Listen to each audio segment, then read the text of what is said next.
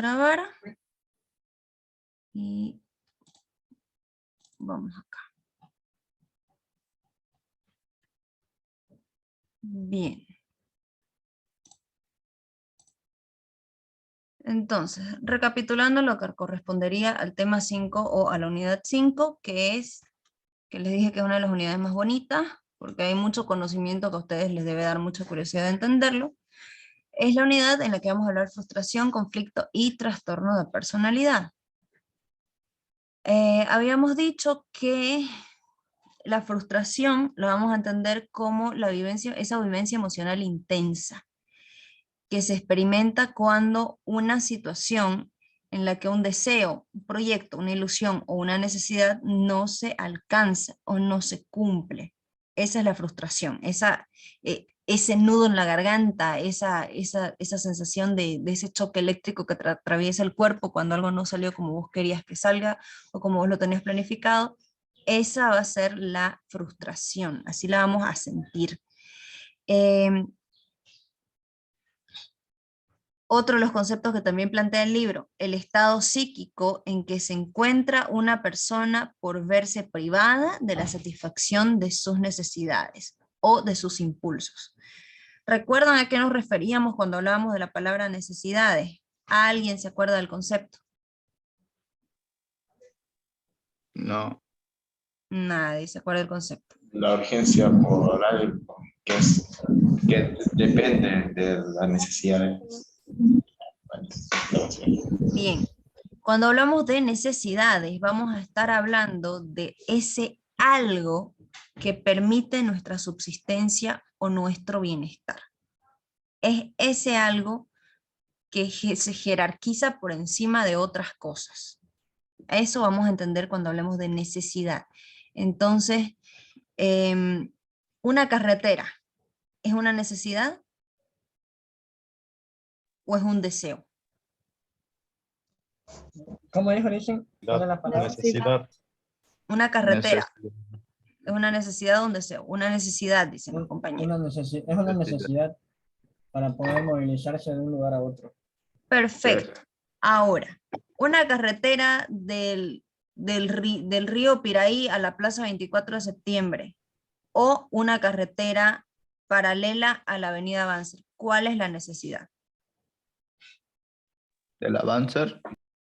La paralela y el avance. Perfecto, porque esto es lo que facilitaría la exportación, reduciría el tráfico, aliviaría el estrés de las personas que trabajan y que tienen que cruzar el mundo para llegar a su trabajo, para llegar a su universidad.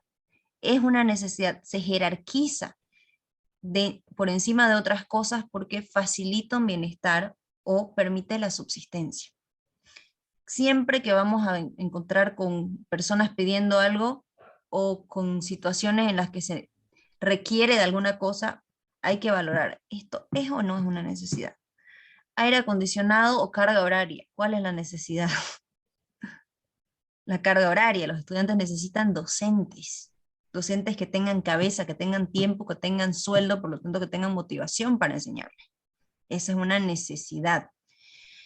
Bien, los deseos vienen a ser todas esas construcciones o idealizaciones de bienestar. Yo deseo un chocolate en este momento, yo deseo un par de zapatos nuevos. No lo necesito, en mi ropero tengo 7, 8 pares de zapatos, pero vi unos que me gustaron, entonces yo los deseo, yo quiero ese algo. No, no es primordial para mi existencia, pero me haría feliz. Ese es un deseo, esa es la diferencia entre la necesidad y el deseo. Y los impulsos van a ser aquellos factores biológicos que te van a llevar a una satisfacción inmediata. Si, por ejemplo, vos llegas a las 11 de la mañana, 11:30 de la mañana a tu casa y ves las milanesitas ahí que están en la bandeja, crocantes, calientitas, y nadie se sienta a la mesa y vos estás con hambre. El hecho de que le brinques a esa milanesita es un impulso. ¿Por qué? Porque sí, tenés hambre, pero no te vas a morir por esperar 15 minutos hasta que el resto de tu familia se siente. Entonces estás satisfaciendo tu impulso de que lo quiero ahora porque lo veo rico. Que no es lo mismo una persona que está deshidratada, desmayándose, que le das una botella de agua y se la toma, sin preguntar de quién es por último. Y esta persona está en una necesidad de hidratación, a diferencia de la persona que la comida se ve rica, por lo tanto se la come sin preguntar de quién es, o sin esperar a que los demás lleguen. Esa vendría a ser la diferencia cuando hablamos de necesidades, impulsos y deseos. Entonces la frustración va a ser cuando cualquiera de estas cosas se ve truncada. Bien, habíamos dicho que cuando vamos a hablar del aspecto patológico, es decir, cuando vamos a ver las cosas desde el enfoque de la enfermedad, desde el enfoque de la desviación, desde el enfoque de qué es lo que se necesita tratar, vamos a estar evaluando los niveles de tolerancia a la frustración. Alta tolerancia es cuando sos capaz de sobreponerte, salieron mal las cosas, esto no te tira al piso, esto no te vence, no te das por vencido. Sos capaz de seguir persiguiendo tus sueños, seguir persiguiendo tus metas, más allá de que en el primer intento las cosas no salgan como esperabas. Esto va a depender de la alta tolerancia a la frustración. Una persona que tiene una alta tolerancia puede pasar hasta por obstinado, de decir, esta personita no deja de intentarlo. ¿Por qué? Porque no se da por vencido. Esa es una persona con una alta tolerancia. Con una baja tolerancia, por el contrario, es una persona que va a colapsar emocionalmente cuando las cosas no le salen bien. Cuando las cosas no salen como quería o como esperaba. Esto tiene que ver con una baja tolerancia. Y la incapacidad ya es cuando las emociones pueden más que la persona y definitivamente no es capaz de volver a intentarlo. Esta es la diferencia entre la baja y la nula tolerancia a la frustración. Esa persona que... ¿Sí? Buen día. En este caso, las personas con TOC tendrían muy baja tolerancia, ¿no? Sí, las personas con trastorno obsesivo compulsivo tienen baja tolerancia a la frustración, pero esto está detonado por el trastorno de personalidad, no porque ellos la tengan en sí, sino porque están pasando por un episodio en el que su tolerancia a la frustración se ha reducido por alguna otra razón. Pero sí, efectivamente, te dicen, no sé, pasarle el paño con la bandina al mesón porque hay hormigas, y vos se lo pasaste, pero resulta que una hormiga decidió salir a pasear de todos modos, y esa persona colapsa totalmente y explota y te dice, yo te dije que limpié, ahí hay una hormiga, yo la estoy viendo, y es como que, pero hay un hormiguero ahí en la esquina de la pared, es por eso que hay hormigas. No, pero vos no limpiaste. Justamente sucede con esto, con la baja tolerancia, es muy, muy, muy baja su tolerancia hacia la frustración y por lo tanto hacia las personas que los rodean, porque las personas por lo general te frustran. Nadie hace las cosas como vos esperás, tal cual, al 100%. Y eso una persona que está en un episodio de trastorno obsesivo compulsivo no lo puede asimilar. Una persona que llega a consulta con TOC es una persona que te dice, esto me frustra, esto me frustra, todo lo frustra, pero es porque no está pudiendo regularse. Tiene una dificultad o una incapacidad para regular la frustración, las emociones negativas. Y bien, ¿qué cosas nos frustran? La frustración se puede presentar por obstáculos, se puede presentar por motivos personales o por conflictos. Por obstáculos es cuando algo se interpone, algo causa que no lo logres. Estabas dando tu examen, habías estudiado, te lo sabías todo, se colgó tu internet. Listo, te quedaste, respondiste 4 preguntas de las 10 y por más que las 4 preguntas las respondiste bien, no alcanzaste la nota máxima que hubieras querido, porque se te cayó el internet y el examen se entregó, se te pasó el tiempo y ya, o sea, sucedió. Por motivos personales es cuando las limitaciones son propias, cuando emocionalmente, cuando intelectualmente, cuando físicamente vos no podés con la situación. Estas son las frustraciones por motivos personales. Te hubiera encantado aprender artes marciales, pero resulta que tenés una lesión en la columna. Entonces, no podés. No podés porque la posibilidad de que te lastimes y que quedes parapléjico es muy alta. Entonces, no podés meterte a competir en artes marciales. O tenés una discapacidad visual muy importante. Es lo mismo, no podés competir en artes marciales porque esta discapacidad te expone en lugar de potenciarte. Puedes aprender otras cosas, por supuesto, pero tu discapacidad física va a generar que hayan cosas que simplemente no están en tus manos de lograrlas. Por conflicto es cuando hay dificultades para tomar una decisión y esto te frustra. ¿Qué cosas perturban? Bien, entendemos como conflicto cuando lo que deseamos conlleva características positivas o negativas o consecuencias positivas o negativas. Cuando se debe optar por opciones radicalmente incompatibles. Los tipos de conflicto, hemos dicho atracción por atracción, evitación por evitación y atracción por evitación. Atracción por atracción, tenés que elegir entre dos cosas que son ampliamente llamativas, son dos cosas que querés, son dos cosas que no podés concebirte sin esas dos cosas. Tenés que elegir entre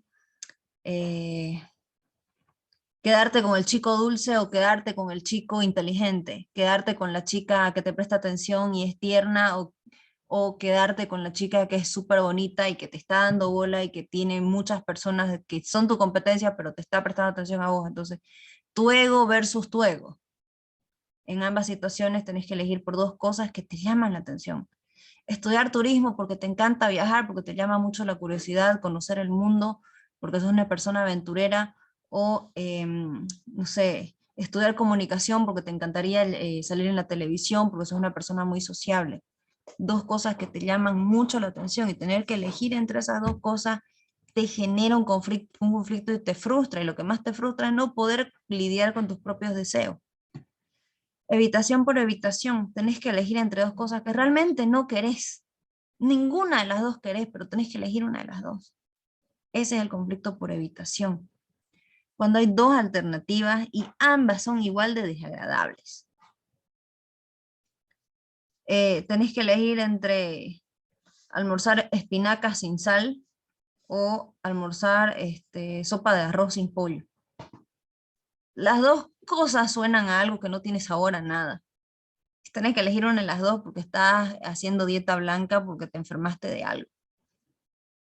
Y tu opción no, y la opción de quedarse sin comer no es una opción en realidad, porque al rato ya te vas a sentir mal por estar sin comer. Entonces tenés que elegir entre dos cosas que ambas son desagradables. Por último, atracción por evitación.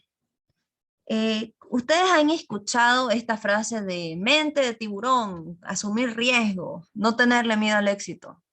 Me imagino que han escuchado esta frase. Los Herbalife.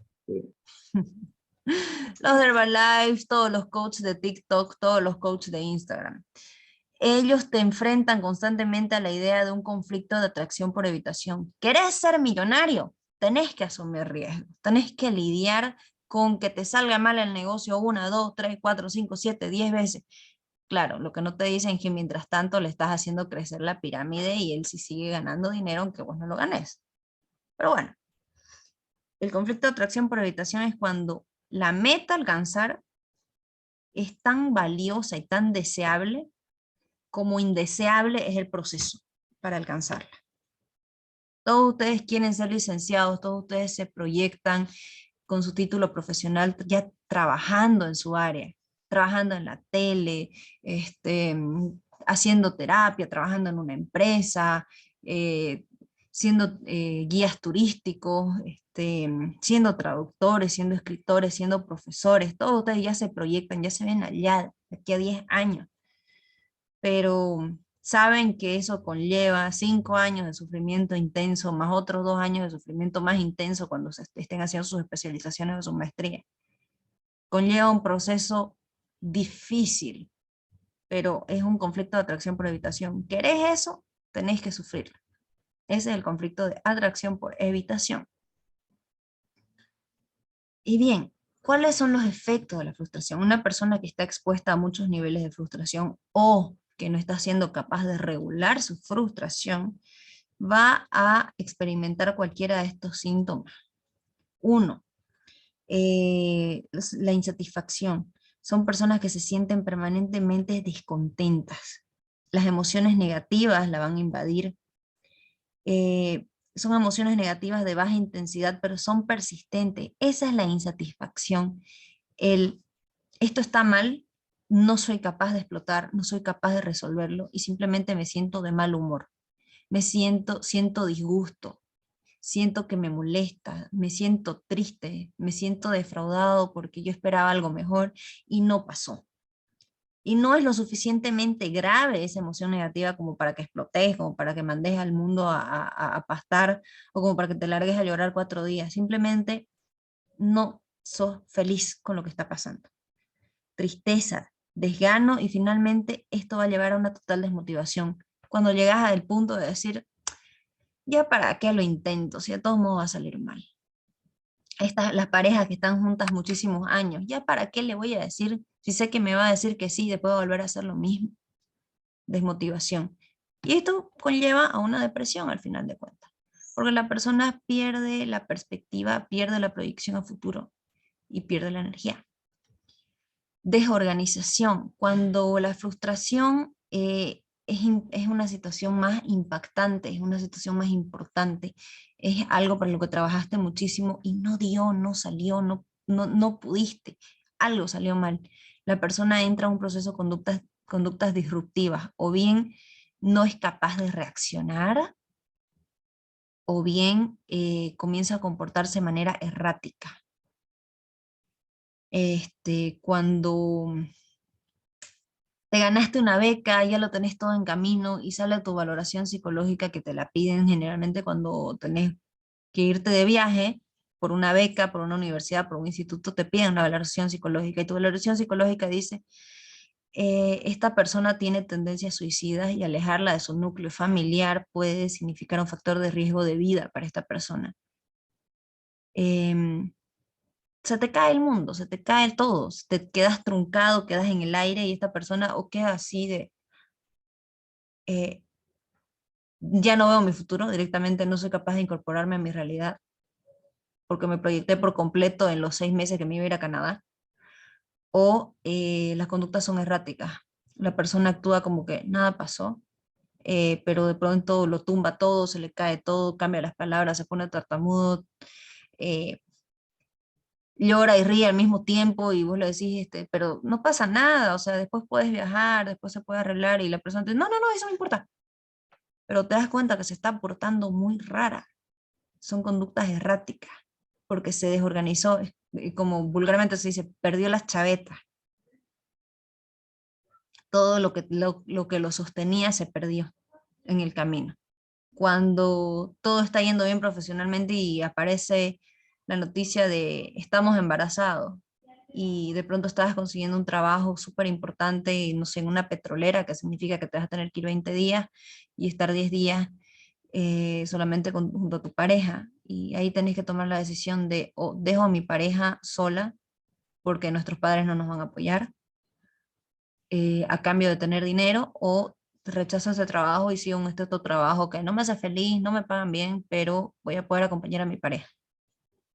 Entonces son decisiones que generan frustración y en consecuencia la persona puede que comience a portarse de manera errática, cometer errores permanentemente y no intencionados. Y finalmente la agresividad. La respuesta agresiva es una respuesta con una tendencia destructiva, ya sea contra el objeto frustrador o contra sí mismo. Esa persona que dice, por tu culpa no me fui de viaje, porque vos me hiciste esto, me hiciste lo otro, porque vos te embarazaste, yo no pude tomar ese contrato en el exterior, como, ¿eh? Ya, está teniendo una respuesta agresiva porque se siente frustrado. ¿Cuáles son las formas en las que se presenta la agresividad? La agresividad, aparte de ser explosiva hacia afuera o hacia sí mismo, tenemos la agresividad positiva y la agresividad negativa. La agresividad positiva básicamente se va a demostrar en una actitud altamente competitiva. Es una persona que se enceguece por alcanzar su meta a como dé lugar. Es una persona que no se deja frenar, por el contrario, le mete mucha más ganas y comienza a portarse de manera desagradable con tal de alcanzar su meta. Se puede confundir con obstinación o con terquedad. Estas personas cuando están con esta agresividad volcadas hacia sí mismos, porque una forma de volcar la agresividad hacia vos mismo es una persona que se sobreexige al punto de decir, oye, dormí un poquito, descansá, no se va a caer el mundo si descansás, y te dice, no, tengo que seguir estudiando, te vas a enfermar, no, tengo que seguir estudiando. Sí, se va a enfermar, pero porque es una manera de agresividad, al final de cuentas es una conducta destructiva. ¿Te aporta alcanzar tu meta? Sí, pero no deja de ser destructivo. Y luego la agresividad negativa, que es el arrojar toda tu frustración sobre el mundo, cobrársela, tu frustración al mundo. No haces nada con tu frustración más que destruir, pelear, insultar, romper cosas.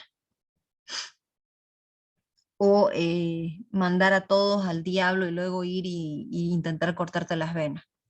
Esta es una agresividad negativa, no te construye, no te aporta, solo te expone, solo te destruye y destruye tu entorno.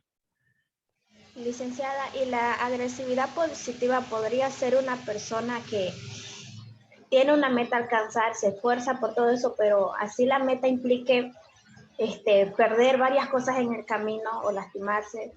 Eso sería también agresividad positiva, ¿no? Con Correcto, tal de... correcto. Con tal de conseguir su meta va a hacer los sacrificios que sean necesarios, a costa de todos, incluso a costa de sí mismo. No le está cobrando a nadie que las cosas le salieron mal, pero no permite que absolutamente nada ni nadie le genere nuevamente la frustración que tuvo en algún momento.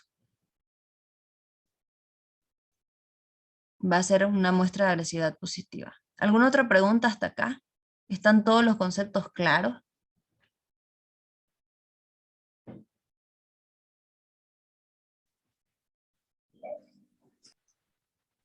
¿Sí? ¿No?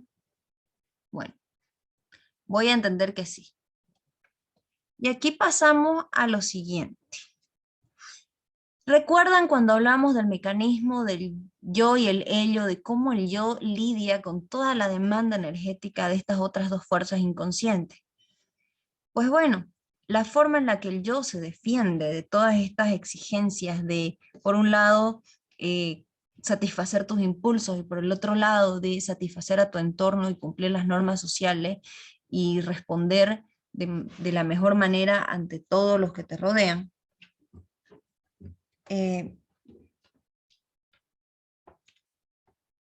Tenemos los mecanismos de defensa.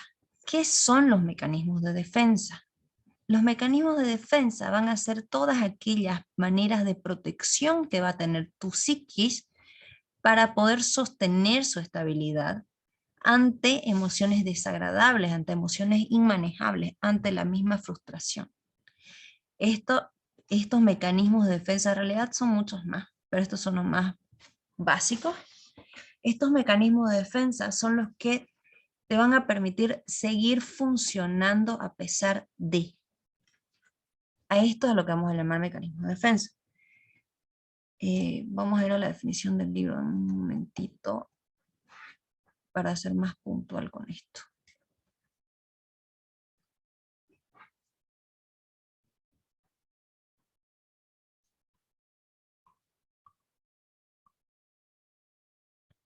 Bien, los mecanismos de defensa. Ante la frustración, muchas veces, o más bien frecuentemente, la persona utiliza una serie de mecanismos de defensa que van orientados a reducir el conflicto interno ocasionado por la frustración, a dominar los sentimientos penosos y de las excitaciones insoportables que provienen del mundo exterior. Eso es lo que vamos a llamar mecanismos de defensa. Todo eso que te permite regular el malestar, el estrés, la angustia de haber sufrido una situación altamente frustrante o altamente dolorosa. No solamente te protegen de la frustración, te protegen de todas las situaciones difíciles de procesar. El primer mecanismo de defensa por excelencia, la represión. ¿Se acuerdan de cuando analizamos esta palabrita, cuando estábamos hablando de psicoanálisis? ¿Qué entendían por represión? Alguien me habló de la función de los policías cuando hay manifestantes. Justamente la represión hace eso con las angustias, con las ansiedades, con el malestar, con la frustración, con la responsabilidad propia ante situaciones desagradables. El reprimir es el poner un freno lo suficientemente fuerte como para mandar de retro todos estos deseos, todas estas pulsiones que emanan de un ego herido o emanan de una frustración. El recuerdo desagradable se borra de la conciencia y de la memoria. Es cuando la represión se presenta de una manera más fácil de evidenciar ante las experiencias traumáticas. Es el primer mecanismo de defensa que se activa ante una experiencia demasiado traumática. Cuando la represión es muy fuerte, puede ser responsable de trastorno de identidad disociativa. ¿Por qué? Porque frena, refrena y reprime y esconde los recuerdos traumáticos a tal punto que dejan de ser tuyos, dejan de formar parte de tu identidad, y es ahí donde siguen formando parte de tu historia, lastimosamente, y es ahí donde se crean identidades paralelas. ¿Por qué? Porque no estás incorporando ni asimilando los recuerdos traumáticos.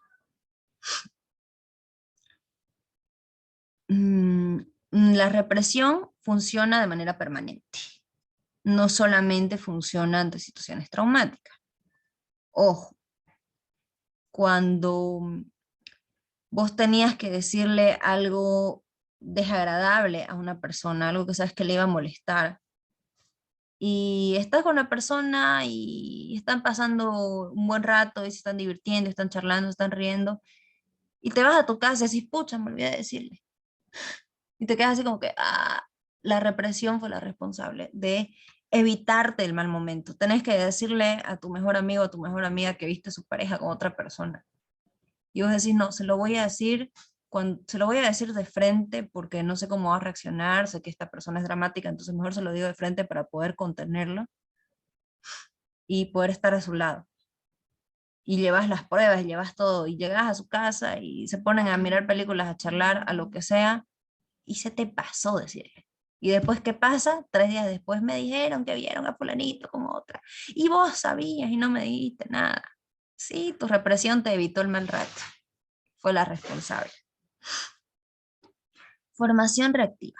La formación reactiva, la persona realiza acciones opuestas a sus deseos reales. La formación reactiva se ve cuando, por ejemplo, cuando en una pareja se produce una infidelidad, no siempre es porque la persona infiel no quiere a la pareja o no la valora.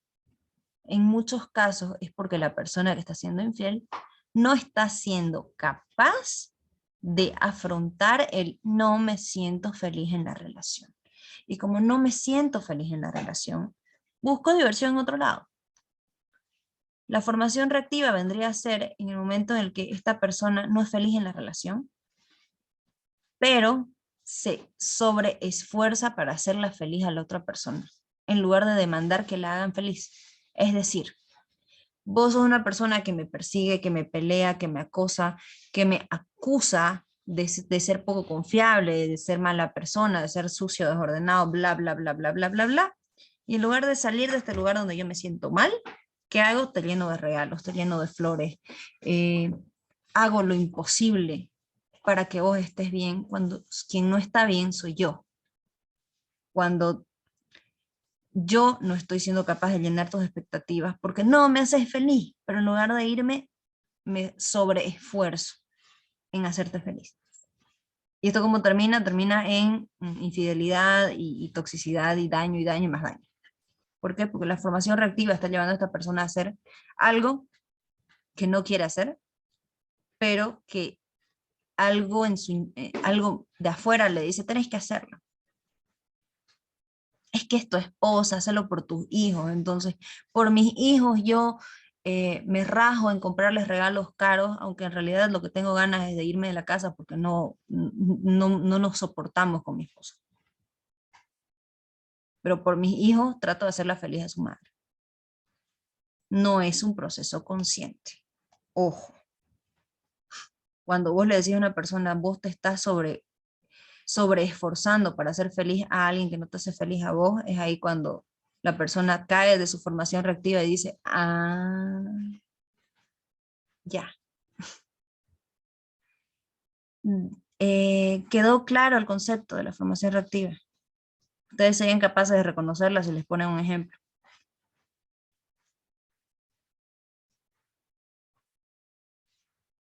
No mucho, licenciada. Bien.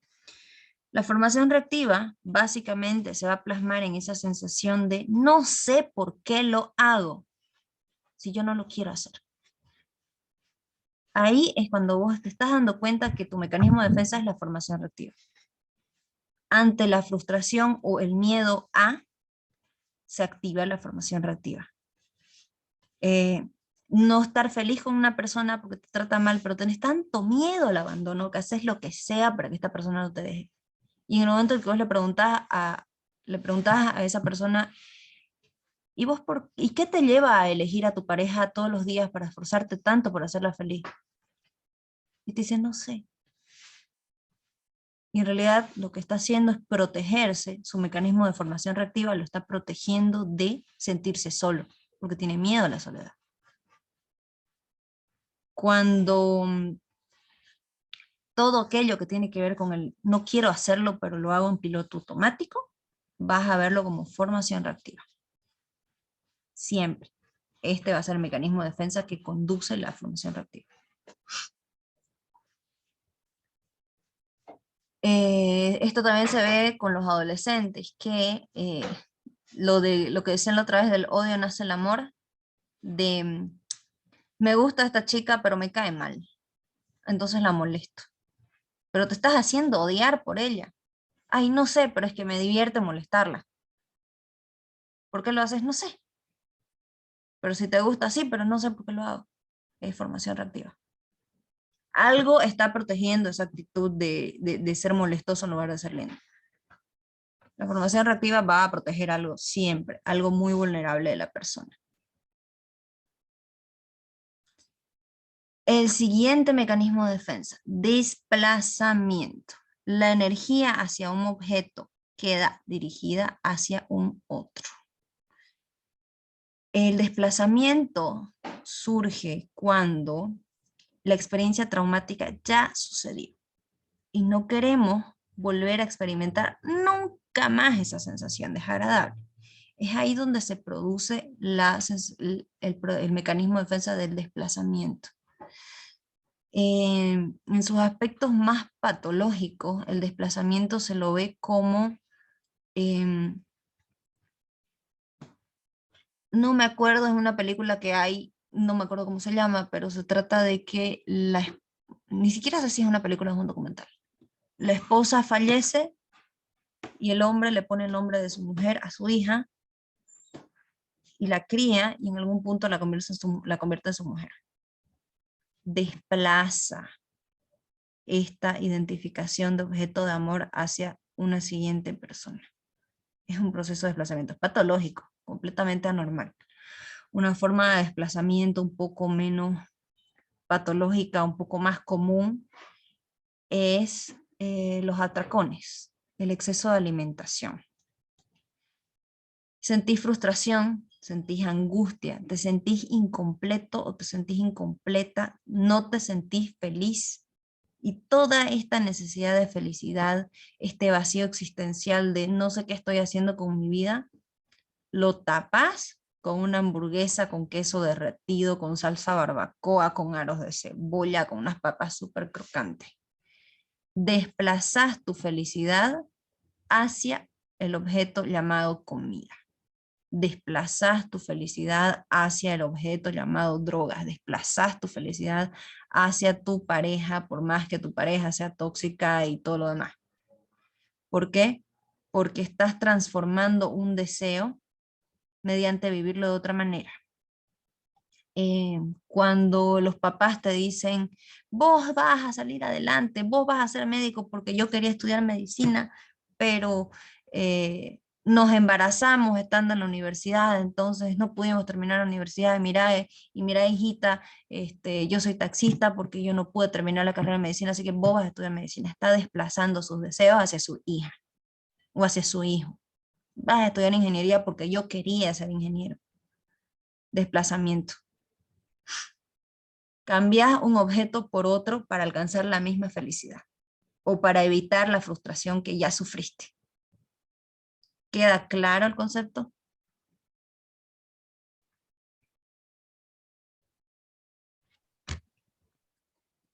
Sí, licenciada. Compensación. A partir de una frustración o una limitación, surge una habilidad muy desarrollada. Me imagino que ustedes deben haber visto mucho en su entorno el cliché de cuando hay papás divorciados, por alguna razón ese papá es el mejor papá de todos. Es el papá que siempre está, que compra los regalos más caros, que te lleva a los mejores lugares los fines de semana a los niños, que todo el tiempo está haciendo cosas y parece un super papá y no pareciera que no tiene defectos. Y cuando vos charlas con tu amigo, con tu amiga que lo tiene su papá en un pedestal, le decís, oye, pero tu papá engañó a tu mamá y se fue con otra persona y destruyó tu familia. No, pero mi padre es la mejor persona porque siempre está, porque me quiere, porque me ama, porque me regala todo lo que yo quiero. Es porque este papá está usando el mecanismo de compensación. Ante su incapacidad de llevar una familia con la relación de pareja sana, se ha convertido en un superpapá porque fue un mal esposo. Ante una frustración surge una habilidad. Un mecanismo de compensación un poco más claro de evidenciar. Una persona que tiene baja visión tiene el oído muy agudizado. Este es un mecanismo de compensación.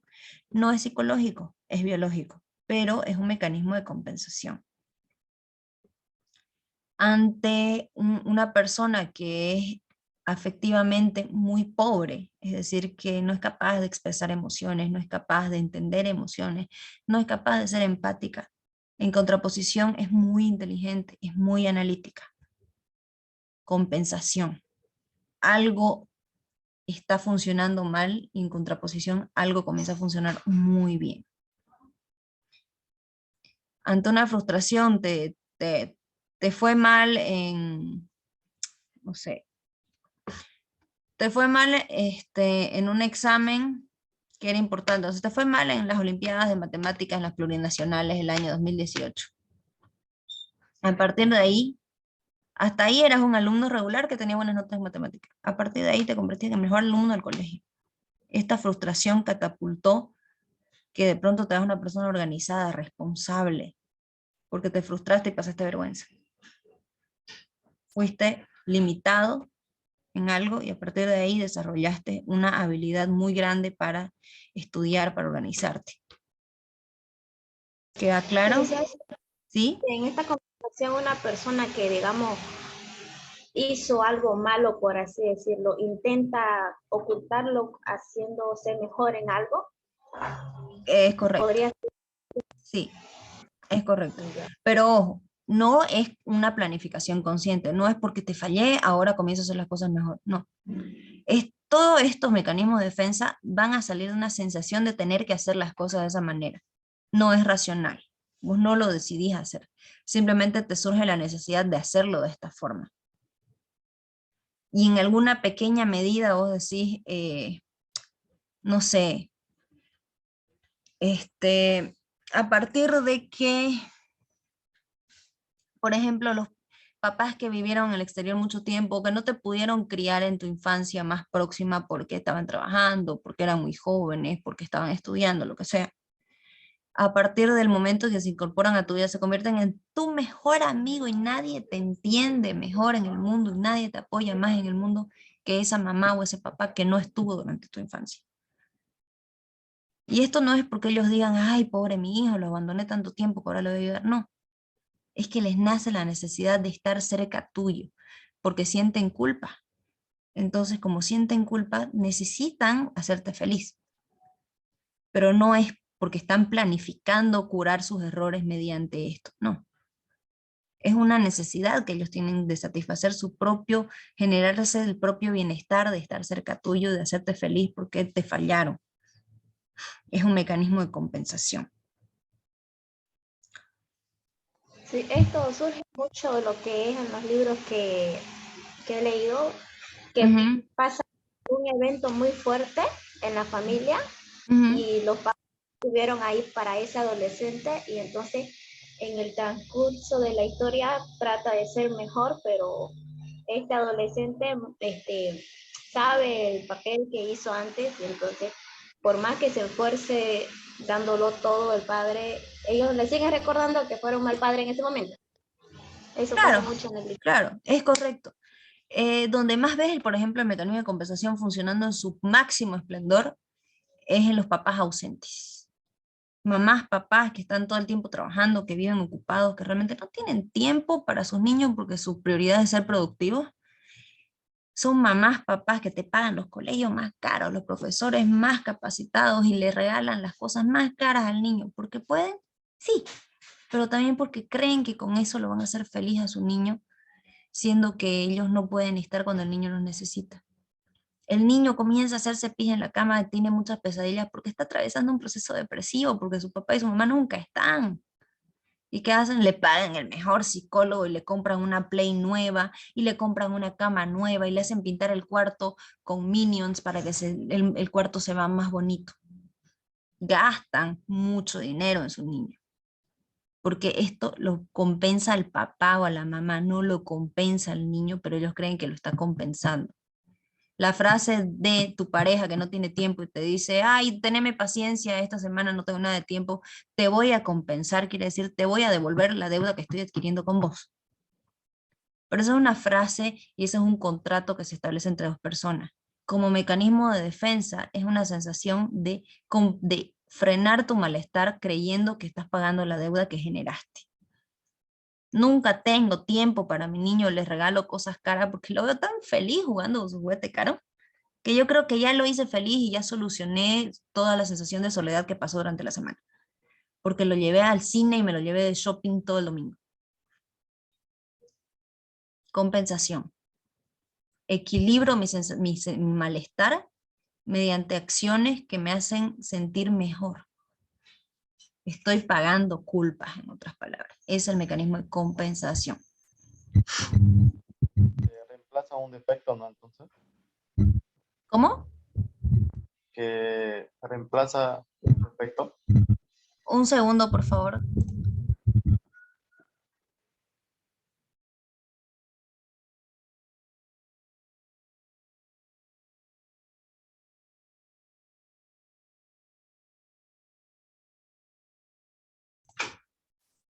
Ya, disculpe. ¿Me decías de reemplazar un sentimiento por otro? ¿Entendí bien? Ah, sí, que reemplaza un defecto. Se refiere a eso cuando un sujeto frustrado. Sí, es más o menos va por ahí. Va por el hecho de yo me siento mal porque te hice esto, entonces hago lo posible para hacerte sentir mejor. Porque te fallé, siento la necesidad de hacerte sentir mejor. Distinto al desplazamiento, que el desplazamiento es, si esto no me hace feliz, busco mi felicidad en otro lado. Distinto a la formación reactiva, que la formación reactiva es el, no quiero hacer esto, pero lo hago porque, para llevar la fiesta en paz. Esas son las diferencias entre estos mecanismos de defensa. Pueden parecerse, pero no son lo mismo. Ya cuando ustedes entran a la carrera y desglosen mucho más, van a poder realmente diferenciarlos. Pero por ahora estas diferencias sutiles creo que son suficientes. Vamos a la sublimación.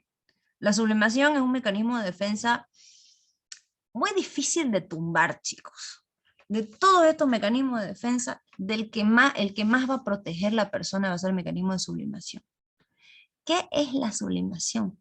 La sublimación básicamente se va a tratar de verle el lado positivo hasta lo más feo que te pasa, pero verle el lado positivo incluso desde un ámbito irreal. El objeto que genera frustración material es reemplazado por algo valioso a nivel espiritual.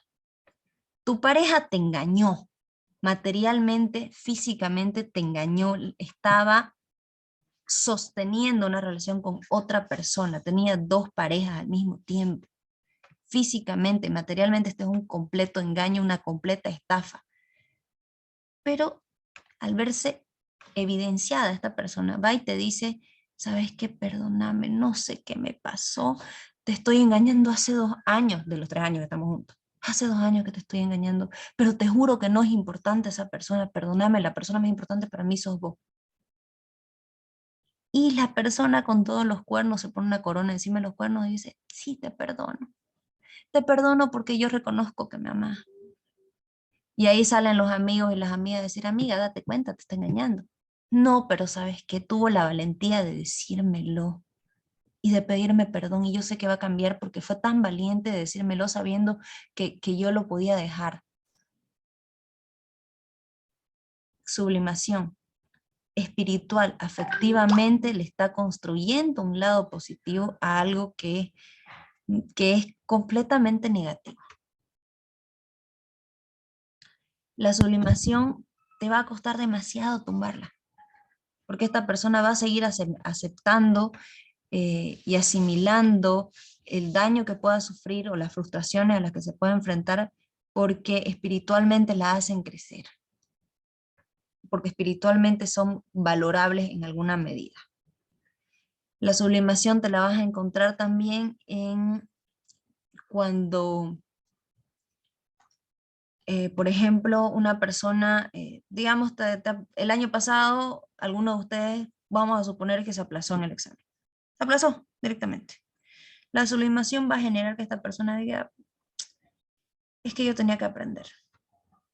La verdad es que me lo merezco y yo tenía que aprender, y espiritualmente yo crezco porque yo no perdí un examen, yo gané una oportunidad de volver a intentarlo. Perfecto, tenés una altísima tolerancia a la frustración, es maravilloso. En este sentido, tu sublimación te está permitiendo seguir funcionando. No te aleja de la realidad como en el otro ejemplo. En esta situación, la sublimación es un mecanismo de defensa eficiente. Y no hay por qué tumbárselo a esta persona. ¿Para qué la vas a frustrar? Si ya es consciente que tiene que seguirlo intentando porque es la única forma de alcanzar sus metas.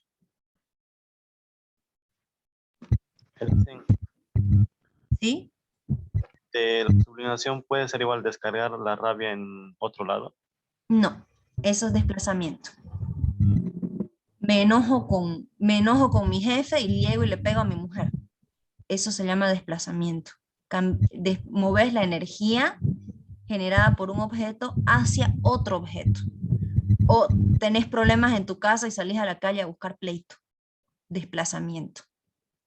Y no es que lo hagas conscientemente, es que salís tan hostil, tan molesto de tu casa, y en tu casa no sos capaz de poner límites y decir, bueno, hasta acá, que salís y te estrellás con el primero que se te cruza. Porque ese primero que se te cruza sí es digno de recibir tu rabia, no la persona que te enojó. Ese desconocido sí, eso es desplazamiento. Sublimación va a ser verle el lado positivo, nada más. Buscarle el lado positivo hasta encontrárselo.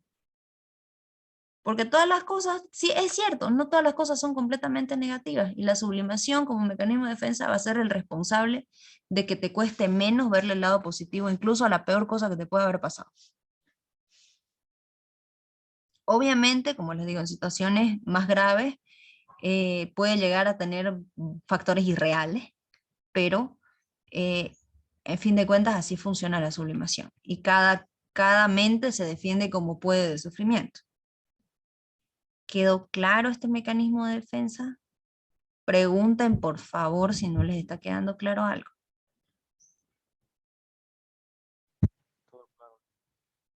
Bien, proyección. La palabra proyectar tiene que ver con reflejar, con lanzar algo lo suficientemente lejos como para poder verlo de lejos, aunque lo hayas lanzado. Cuando escuchas la palabra proyectil, ¿qué es un proyectil? Es algo que fue lanzado desde vos mismo hacia otro lado. Le cayeron proyectiles de piedras en la cabeza. Esos proyectiles fueron lanzados por alguien que estaba enojado y le quiso tirar piedra. Prendan el proyector para que veamos las diapositivas en la pared. Estoy sacando de mi computadora algo y lo estoy reflejando lejos, donde todos puedan verlo, inclusive yo pueda verlo como un espectador más. A eso se va a referir el término proyectar. Y como mecanismo de defensa es el atribuir a otros las propias motivaciones por ser inaceptables o desagradables. La proyección vos la vas a ver en situaciones en las que alguien dice, en la clásica situación de, ay, esa persona me cae mal y no sé ni por qué me cae mal. Y vos estás en, pero ¿qué te hizo? Ay, no, es que habla mucho, grita mucho, todo el tiempo está concentrando la atención. Y vos te quedas observando a la persona que está renegando. Y vos decís, pero si vos hablas mucho, gritas mucho y siempre querés atención. Ay, no, nada que ver, pero es que esa ya se pasa, oye, se desubica. Estás proyectando. Vos no sos capaz de regular tu necesidad de atención al punto de que la necesidad de atención de alguien más te molesta. Pero como vos no aceptás que necesitas atención para ser feliz, entonces tampoco aceptás en otra persona que lo refleje. Peor si la otra persona sí lo acepta. Esta es una proyección. Ves en otros todo eso malo que no sos capaz de arreglar en vos mismo. Esa va a ser la proyección. Cosas que te frustran de vos mismo, las ves en otro. Ay, es que ese tipo es un farsante, es un hijito de papá que se cree el dueño del mundo porque tiene plata. ¿Y vos qué? ¿Vos sos un farsante que a todo el tiempo le está mostrando a todo el mundo lo que tiene y lo que no tiene? Pero claro, como no sos sobreprotegido de papá y mamá, entonces te molestan en el otro esas actitudes que son iguales a las tuyas, pero porque a lo mejor tuvo más suerte en la vida que vos, entonces te molesta. Te creas resentimientos.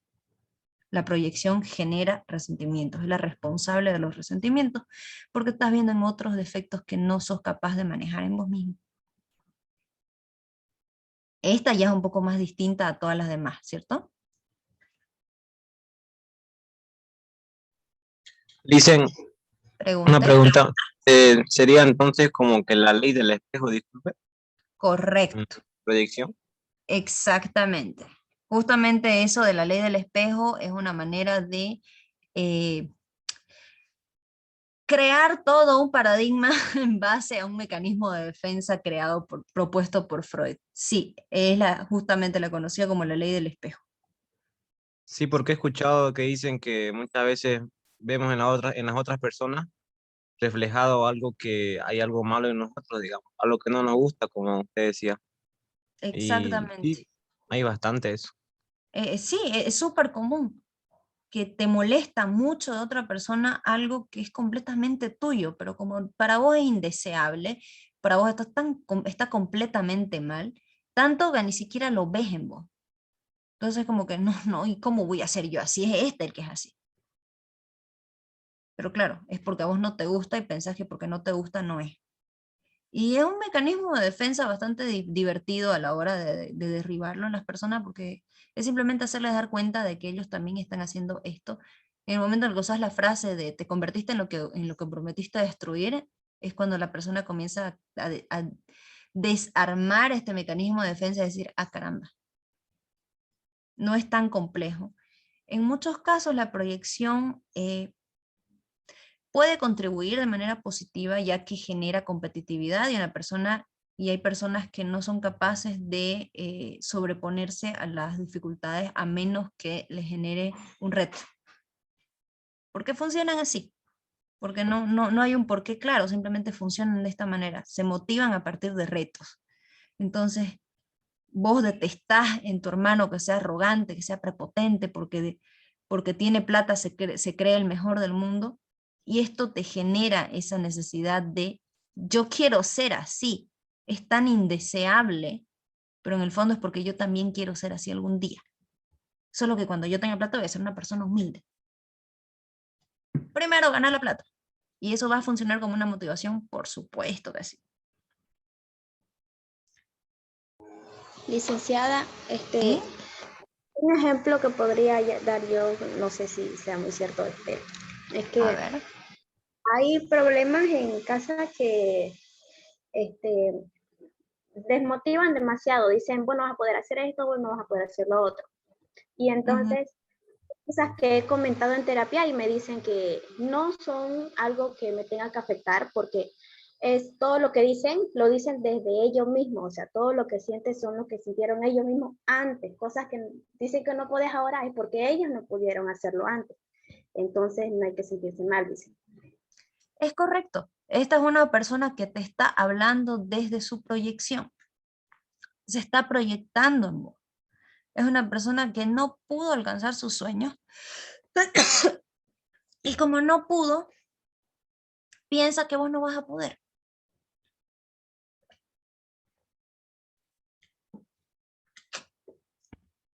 Esa persona que te dice, ¿para qué vas a entrar a estudiar psicología? Eso no da plata.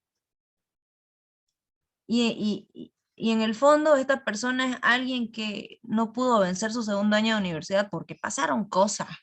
No importa qué cosas, pasaron cosas y no pudo terminar su carrera. Entonces piensa que vos tampoco vas a ser capaz de proyectar, de crecer profesionalmente porque esa persona no pudo.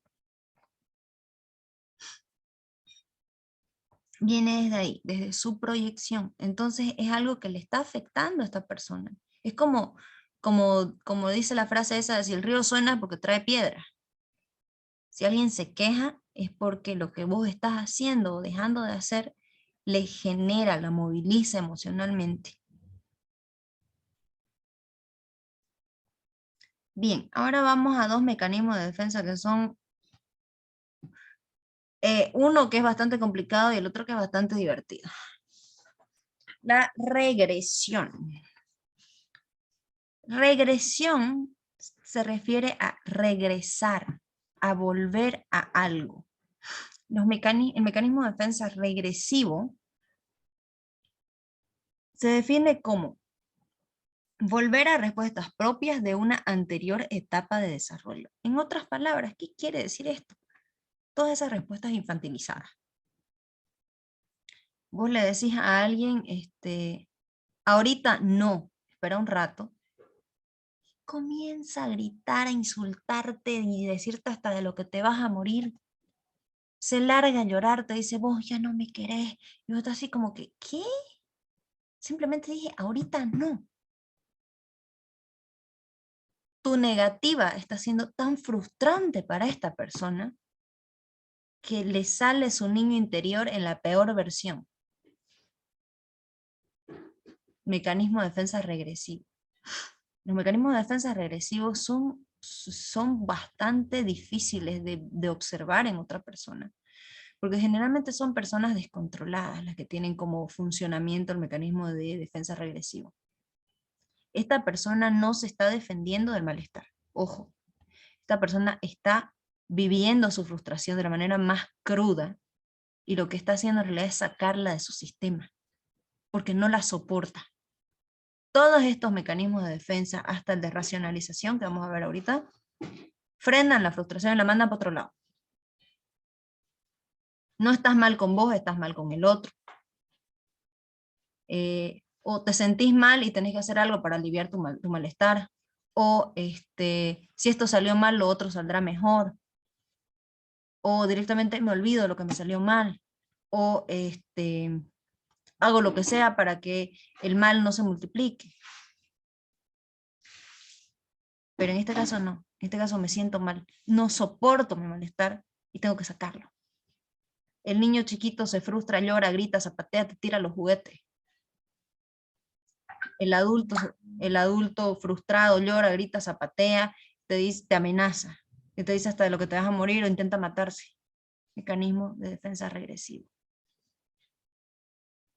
La regresión es un mecanismo de defensa que se activa muy poco en situaciones en personas que están mentalmente estables. Se activa muy poco el mecanismo de defensa regresivo. Generalmente se activa solamente cuando tenés altercados muy fuertes con tus papás o con tu familia más próxima.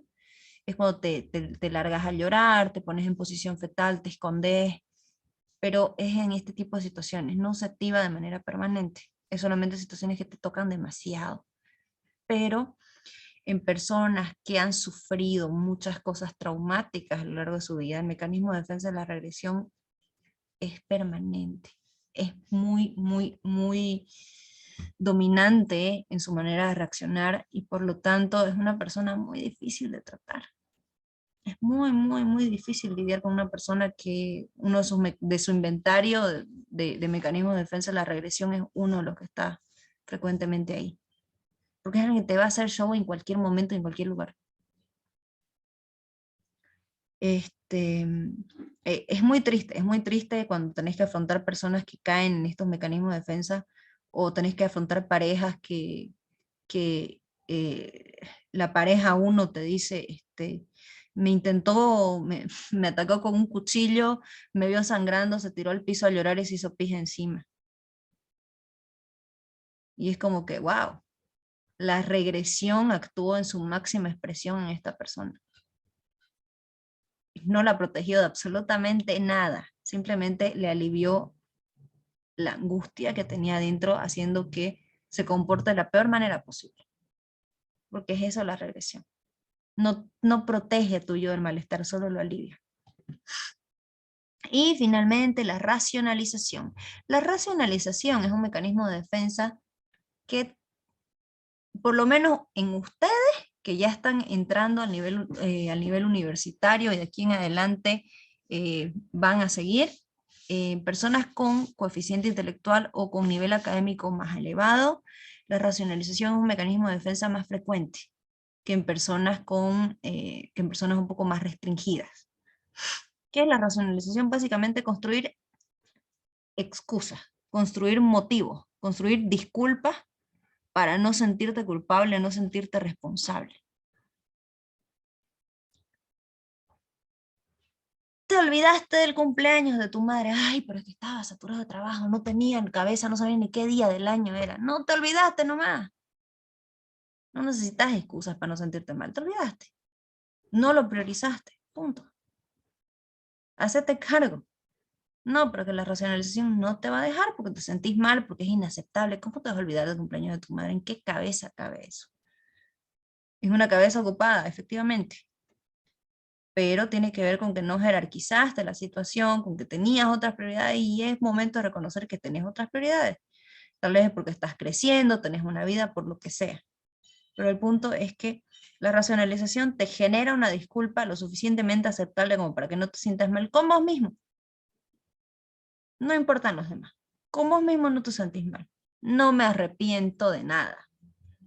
¿Por qué? Porque está bien racionalizada, las sandeces que hiciste están lo suficientemente racionalizadas como para que no te arrepientas.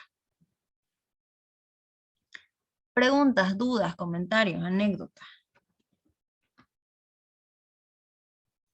Hemos avanzado bastante hoy día con el repaso de lo de ayer. Licen, eso no ve de lo que nos habló hace un rato de la proyección, ¿no ve?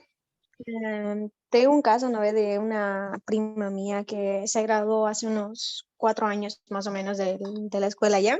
Ajá. Y la mayoría de mis familiares de parte de mi padre le dijeron, pues no, tú no vas a lograr graduarte, eso no, ¿para qué sirve? Porque la mayoría algunas de sus hijas acabaron embarazadas jóvenes porque no supieron enseñarle y pues cuidarlas, ¿no? Y enseñarles cómo deben avanzar sin, bueno, pues en sí lo que es la sexualidad y eso, nunca le enseñaron nada de eso. Y o sea, le dijeron que acabaría así, pero pues al final no les hizo caso y le demostró que puede, pues y acabó graduándose y es enfermera y trabaja en un hospital, o sea, es digamos en sí, para la familia de ellos, es en sí la primera graduada y que tiene un título, y o sea, nadie se la podía creer, y son tan hipócritas que cuando logró graduarse hasta asistieron a la fiesta, o sea, fue en sí, se los devolvió justamente todo lo que le dijeron. Claro, pero como te digo, el tema está muchas veces en no tomarte personal las cosas porque ellos te están hablando de su proyección, ellos te están hablando desde su frustración. Y que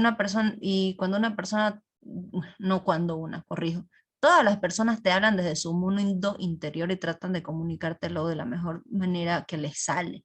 Ojo, no estamos hablando de buenas intenciones, estamos hablando de la forma que les sale comunicártelo, de cómo pueden hacerlo. Y de cada quien depende si tomar esa información o no, si les es útil o no les es útil. Se dicen, no, que cómo vas a estudiar, perdes tu tiempo, mejor andate a trabajar, a hacer plata.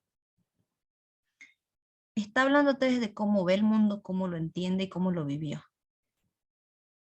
Y cada quien es responsable de construir su mundo y de vivir su propio mundo, de vivir sus propias experiencias. Entonces, en este caso, una vez más nos encontramos con gente que te hablaba desde su frustración, porque su vida a lo mejor no salió como ellos querían. Por eso no significa que lo que ellos te dicen tiene que condicionar tu propia vida. ¿Alguna otra pregunta? ¿Quedaron claros los mecanismos de defensa? Miren que esta vez el examen solamente es de esta unidad y de la unidad anterior. Entonces, si no lo tienen bien claro los conceptos, va a ser grave para ustedes.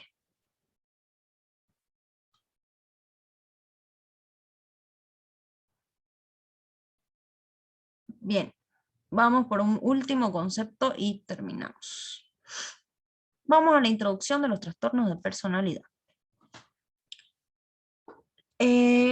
Vamos a llamar trastornos de personalidad al momento en el que, ¿recuerdan cuando habíamos hablado de los rasgos de la estructura de la personalidad? Cuando los rasgos comienzan a a generar desadaptación en el ser humano. A eso vamos a llamar un trastorno de personalidad. Los trastornos de personalidad están especificados en un manual llamado DSM. La American Psychiatric Association, APA, elabora el Manual Diagnóstico Estadístico de los Trastornos Mentales. Por favor, estas dos siglas recuérdenselas. En el anterior examen, eso sí me acuerdo, les preguntaron a los chicos qué significaba DSM, qué significaba APA. Eso sí les preguntaron. ¿Por qué? No sé. Los que van a estudiar psicología van a llevar estas dos siglas, hasta se van a soñar con ellas. Pero bueno. Manual Diagnóstico Estadístico de los Trastornos Mentales. Hoy en día ya va por su versión número 5, porque este manual se lo va actualizando cada cierto tiempo. Y se crea con el objeto de facilitar el diagnóstico de los trastornos mentales. Este manual tiene un compilado de lo que se llaman criterios diagnósticos. ¿Qué son los criterios diagnósticos? Un grupo de sintomatología, de síntomas, que te van a apuntar en una dirección específica para poder comprobar la existencia de cierto trastorno mental. Hay muchos síntomas que son comunes, como otros síntomas que son completamente opuestos, pero eso ya tiene que ver con más psicopatología y no vamos a llevar eso porque se van a complicar. Lo importante es esto, recordar que el Manual Diagnóstico Estadístico, el DSM, es elaborado permanentemente por la American Psychiatric Association. Y un trastorno de personalidad lo vamos a entender como tendencias desadaptativas y o disfuncionales que se normalizan en la cotidianidad del individuo. No es que el entorno las ve como normales, sino que el individuo las realiza de manera habitual. Pelearte con todo el mundo es habitual en tu día a día. Llorar por todo y por nada es habitual en tu día a día. Sentirte traicionado o estafado es habitual en tu día a día. Son síntomas de trastornos de personalidad. Son cosas que posiblemente no te hacen feliz y de hecho deterioran tu calidad de vida. Pero son cosas del día a día al interior de tu cabeza. Inciden en comportamientos patológicos y respuestas disruptivas. Comportamientos patológicos, mentir, manipular, poner a las personas unas en contra de las otras. Respuestas disruptivas, explotar, llorar, intentar suicidarte, atacar a las personas. Son respuestas disruptivas, son respuestas que se salen por completo de la lógica del contexto. Esa es una conducta disruptiva. Pueden generar dificultades a nivel intra, Psíquico o interpersonal. Intrapsíquico, no tengo paz mental, no tengo tranquilidad, no me aguanto a mí mismo. A nivel interpersonal, nadie me aguanta, nadie me tolera, no puedo estar con las personas, no las tolero yo y genero conflictos.